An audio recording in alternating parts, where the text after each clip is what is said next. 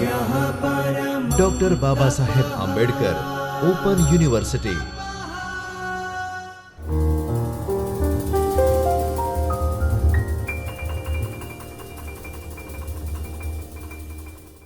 नमस्कार विद्यार्थी मित्रों, doctor Baba Saheb Ambedkar open university के चैतन्य स्टूडियो से मैं doctor Rohit Jangra, assistant professor, department of library and information science, आपका स्वागत करता हूं। तो विद्यार्थी मित्रों, आज हम अपने MLIS के पेपर 104 को के ब्लॉक नंबर 2 की unit software packages their features को कंटिन्यू करने वाले हैं पार्ट नंबर 3 में।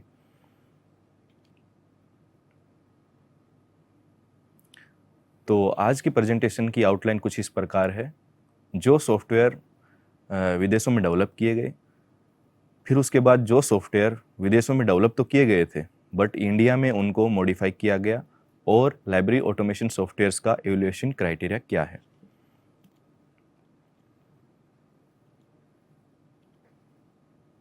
तो इसमें सबसे पहले आता है एलिस फॉर विंडोज। ये सॉफ्टवेयर डेवलप किया गया था सॉफ्टलिंक इंटरनेशनल ऑस्ट्रेलिया के द्वारा। इसको ग्लोबल मार्केट में बहुत सारे नामों द्वारा मार्केटेड किया गया था, जैसे कि Embla in Iceland, Oasis in South East Asia और ऑस्ट्रेलिया, और एनी इन अमेरिका और other parts of the world. इसके कुछ वर्जन मार्केट में अवेलेबल हैं, जैसे कि पब्लिक, सोशल, एकेडमिक और स्कूल। इसके अंदर कुछ फीचर्स हैं, जैसे कि स्पोर्ट सर्विसेज। इसके अंदर ऑनलाइन ट्रेनिंग प्रोग्राम्स कर सकते हैं, कंटिन्यूअस रिसर्च एंड डेवलपमेंट की जा सकती है, यूजर फीडबैक सिस्टम इसके अंदर होता है। मटेरियल मैनेजमेंट, तो ये audio video cassettes, maps, electronic documents और बहुत सारी चीज़ों को हम इसमें मैनेज कर सकते हैं, और ये डॉक्यूमेंट्स की लोकेशन को ट्रैक करता है through the library maps. Search and reporting, ये जो एलिस फॉर विंडोज सॉफ्टवेयर है, ये अपने अंदर 99 लाख से ज़्यादा और 11 से ज़्यादा सर्च क्राइटेरिया जिसको सर्च कर सकता है, और 800 से ज़्यादा प्री फॉर्मेटेड जो रिपोर्ट्स ऑप्शंस होते हैं यूज़ करता है अपने रिपोर्ट्स को कस्टमाइज करने के लिए। इसके अंदर कुछ एडवांस टेक्नोलॉजीज हैं डेटा प्रोटेक्शन और ऑनलाइन ट्यूटोरियल्स के लिए। ये एलिस फॉर विंडोज़ का एक इंटरफेस है, जिसके अंदर हम अपने कुछ मॉड्यूल्स को देख सकते हैं, जैसे कि circulation, advance search, quick cataloguing, quick pick, shutdown analysis और भी। उसके बाद आता है बेसिस प्लस एंड टेक्लिक प्लस। ये डेवलप किया गया था information dimensions IDI USA and NIC new Delhi के द्वारा। ये एक client server RDMS based design किया गया था, जिसके अंदर टेक्स्ट और मिक्स्ड ऑब्जेक्ट टाइप के डॉक्यूमेंट्स थे। इसके कुछ की फीचर्स थे, जैसे कि रिलेशनल DBMS जो कॉम्प्लेक्स डेटा स्ट्रक्चर को सपोर्ट करते हैं, client server architecture efficient data management के लिए, full text retrieval, comprehensive search capabilities के लिए, एनहांस सिक्योरिटी, यूजर ऑथेंटिकेशन के लिए।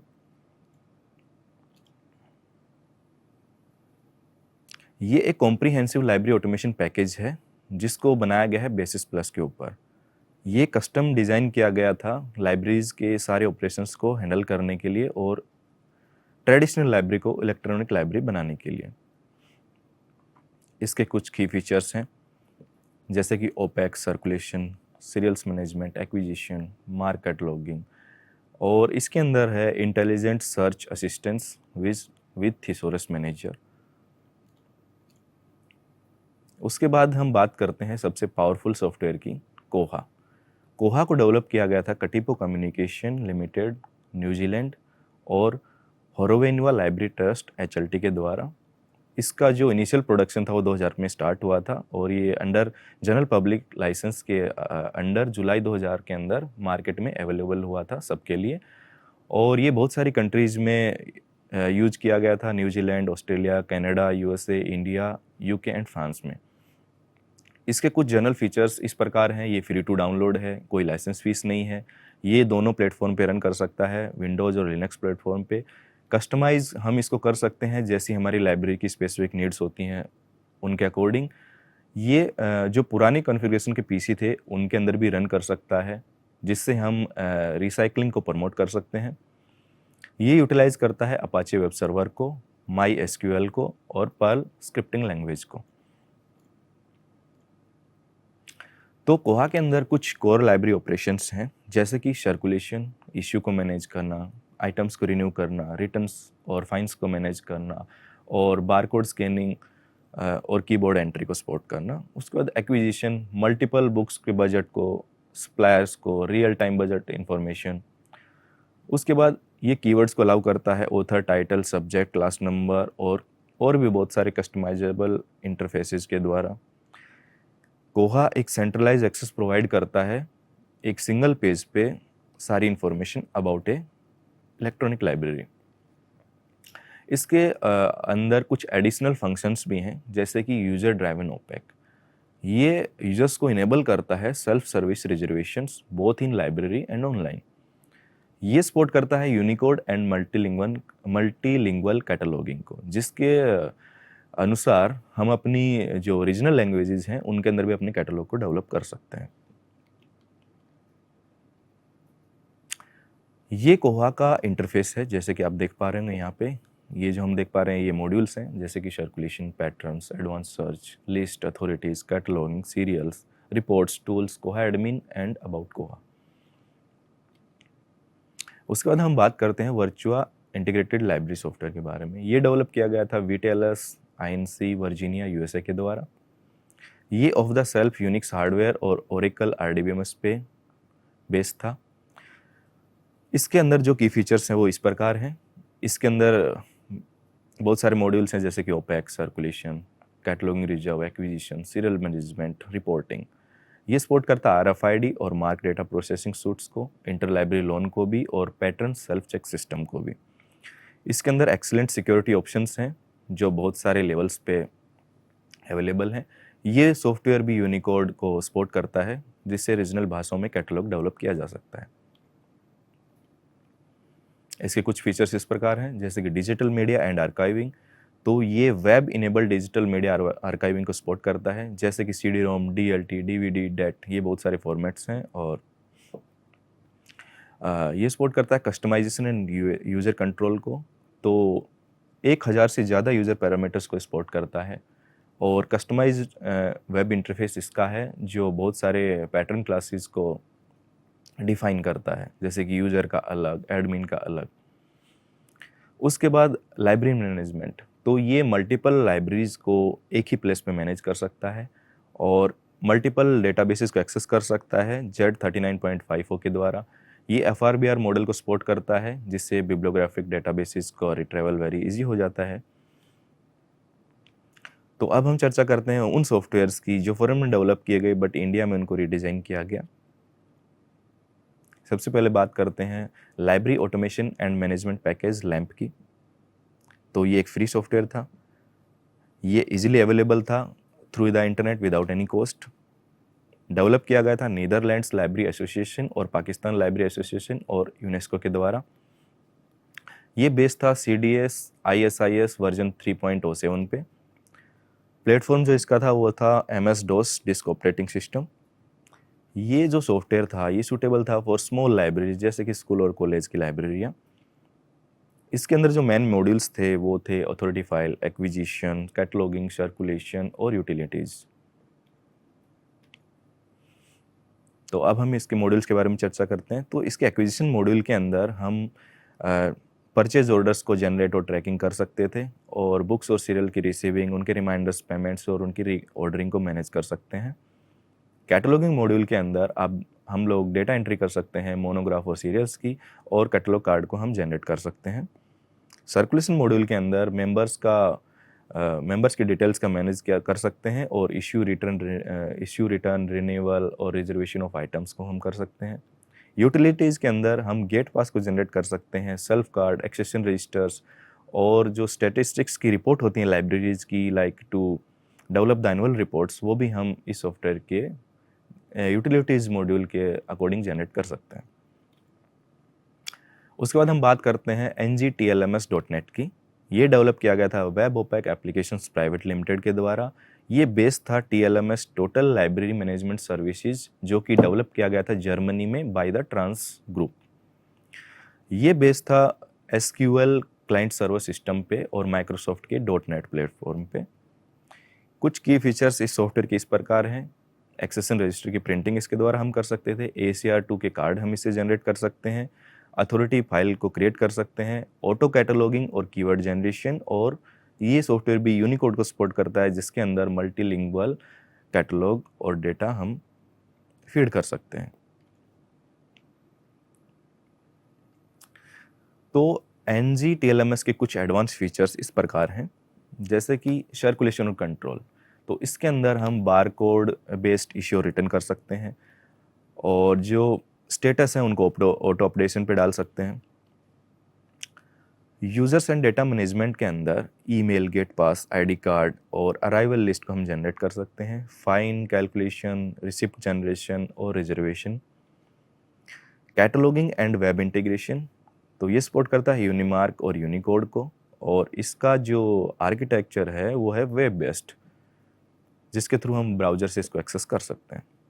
उसके बाद इसके जो कुछ एडिशनल फीचर्स हैं वो इस प्रकार हैं। इसके अंदर कोई रिकॉर्ड्स की लिमिट नहीं है, और optional acquisition modules with accounting software, जिसके थ्रू अकाउंटिंग भी वेरी इजी हो जाती है इस सॉफ्टवेयर के इस मॉड्यूल के द्वारा। उसके बाद हम बात करते हैं विन संजय की। तो ये सॉफ्टवेयर था, ये ड्राइव किया गया संजय सॉफ्टवेयर के थ्रू, जो बेस्ड था CDS ISI के वर्जन 2.3 पे। इसको डेवलप किया गया डेसीडॉक के द्वारा under the NISSAT project. Window based ये सॉफ्टवेयर था।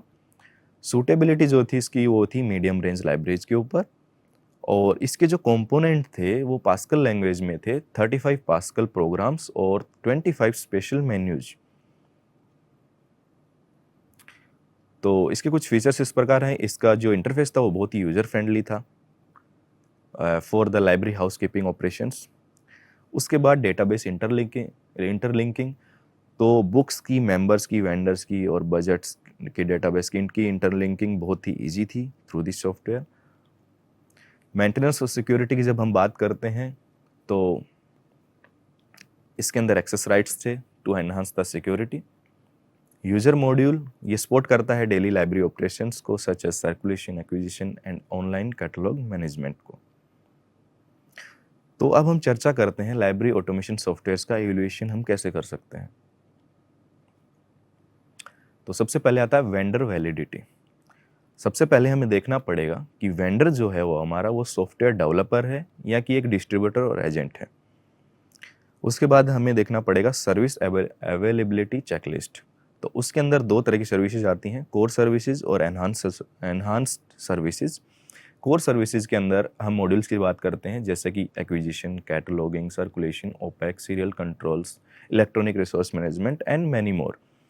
उसके बाद हम बात करते हैं एनहांस्ड सर्विसेज की। तो इसमें जो यूज़र इंटरफेस रहेगा वो कैसा रहेगा? ग्राफिकल यूज़र इंटरफेस होना चाहिए, reservation facility, inter library loan module, multilingual support through the Unicode, union cataloguing और ऑनलाइन हेल्प। उसके बाद आती है फंक्शनल चेकलिस्ट। सॉफ्टवेयर की सर्चिंग कैपेबिलिटीज़ क्या हैं, फाइन्स और फीस को हम मैनेज कैसे कर सकते हैं, डेटा एंट्री और एडिटिंग के क्या फीचर्स हैं, होल्ड्स, रिकॉल्स और रिजर्व्स की। उसके बाद हम बात करते हैं डेटा कन्वर्जन और बैकअप यूटिलिटी की। तो ये भी हमें इंश्योर करना पड़ेगा कि जो सॉफ्टवेयर हम चूज कर रहे हैं वो क्या कंपेटिबल है मार्क ISO 2709, क्या ये सपोर्ट करता है extensible markup language XML, resource data framework RDF और open archive initiative protocol for metadata harvesting OAI-PMH। उसके बाद हम चर्चा करते हैं ट्रेनिंग, डॉक्यूमेंटेशन और कस्टमर सपोर्ट, जो कि एक बहुत ही महत्वपूर्ण पार्ट होता है किसी भी सॉफ्टवेयर का। सॉफ्टवेयर तो हमने खरीद लिया, बट अगर उसके अंदर कुछ प्रॉब्लम या एरर हुआ तो हम सपोर्ट लेने कहाँ जाएंगे, राइट? तो उसके लिए this is the most crucial criteria for any software, the training, documentation and customer support. तो उसके अंदर हमें देखना पड़ेगा कि comprehensive training including backup operation and trouble shooting. अगर हमारा डेटा लॉस्ट हो गया तो बैकअप के लिए भी हमें रेडी रहना पड़ेगा to complete and up to date documentation including hard copy and electronic formats. किसी भी सॉफ्टवेयर को यूज़ कैसे किया जाए तो उसकी एक डॉक्यूमेंट बुक हमें चाहिए चाहे वो ऑफलाइन फॉर्म में हो, चाहे वो ऑनलाइन डॉक्यूमेंट में हो।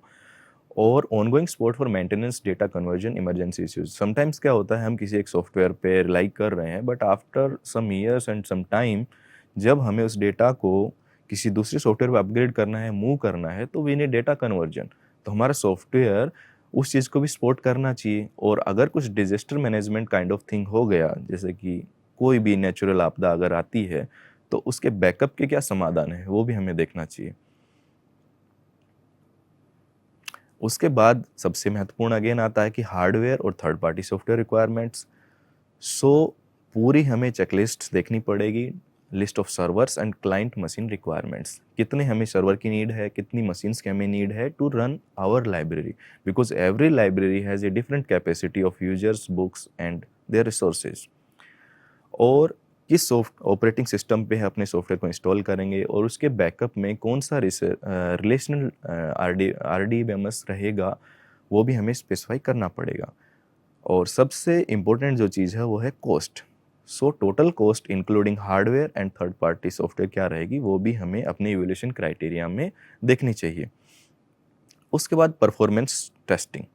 जब हमारा सब सेटअप कंप्लीट हो चुका है, अब बारी आती है परफॉर्मेंस टेस्टिंग की।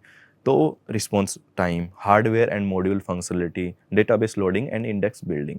सॉफ्टवेयर कितनी जल्दी हमें रिस्पॉन्ड कर रहा है, हार्डवेयर और मॉड्यूल्स की फंक्शंस क्या हैं, इजीली एक्सेसिबल हैं या नहीं है, उनका इंटरफेस कैसा है, इट इज़ यूज़र फ्रेंडली और नॉट। तो ये सब चीज़ें हमें अपने इवैल्यूएशन क्राइटेरिया में देखनी पड़ेंगी।